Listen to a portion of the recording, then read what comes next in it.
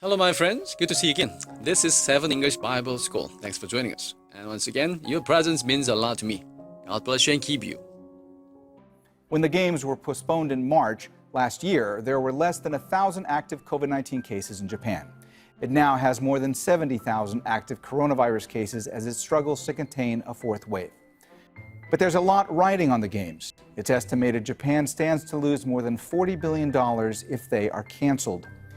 The International Olympic Committee is pressing ahead because close to 70% of its revenue comes from TV rights and sponsorships. The arrival of Australia's softball team is a huge show of confidence in the beleaguered event. All team members tested negative after landing.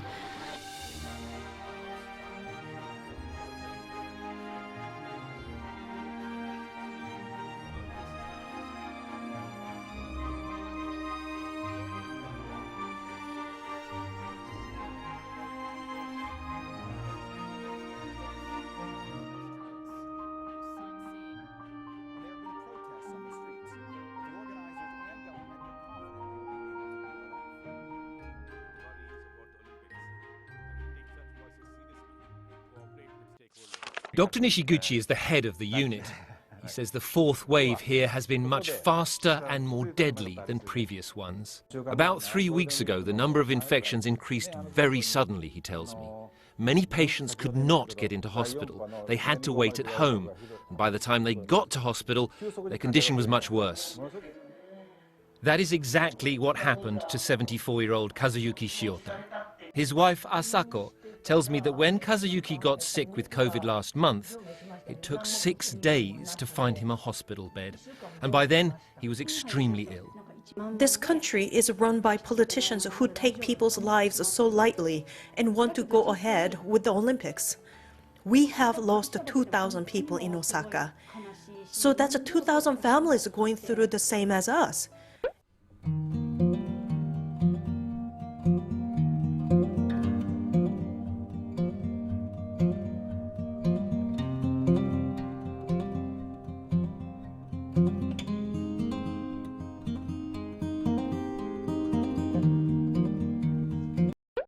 When the games were postponed in March last year, there were less than 1,000 active COVID-19 cases in Japan. It now has more than 70,000 active coronavirus cases as it struggles to contain a fourth wave. Japan is one of the least vaccinated among developed countries. The inoculation process has been slow. Just over 2% of the population have had the jab. The U.S. has issued an advisory against traveling to Japan. Foreign fans are banned, and a decision on domestic spectators is pending. But there's a lot riding on the games. It's estimated Japan stands to lose more than $40 billion if they are canceled. The International Olympic Committee is pressing ahead because close to 70% of its revenue comes from TV rights and sponsorships.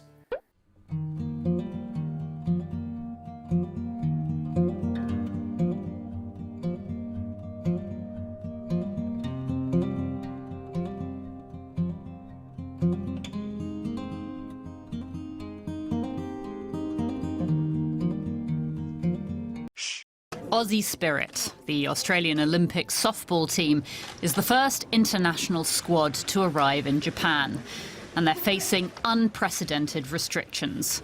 No restaurants, no sightseeing, and certainly no socialising. Most people in Japan do not want the Olympic Games to happen. They're questioning the sense of 15,000 Olympic and Paralympic athletes from more than 200 countries travelling to Japan at a time when serious COVID-19 cases have recently hit new highs. The nation's slow vaccination rollout isn't helping either. Japanese Olympic athletes are now being offered jabs, but only about 2.5% of Japan's population has been fully vaccinated so far. The arrival of Australia's softball team is a huge show of confidence in the beleaguered event. Will this be enough to restore the confidence of the Japanese public in the Games? All right, that's it. This is what the media says. Probably there are pros and cons, but now let's check out some comments.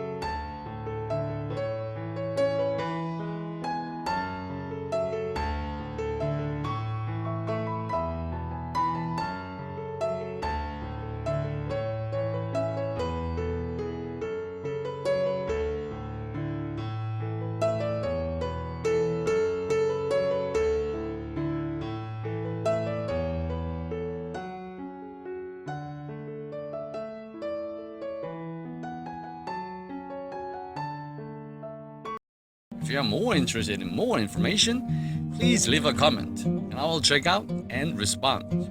Once again, thanks for watching. Peace be with you.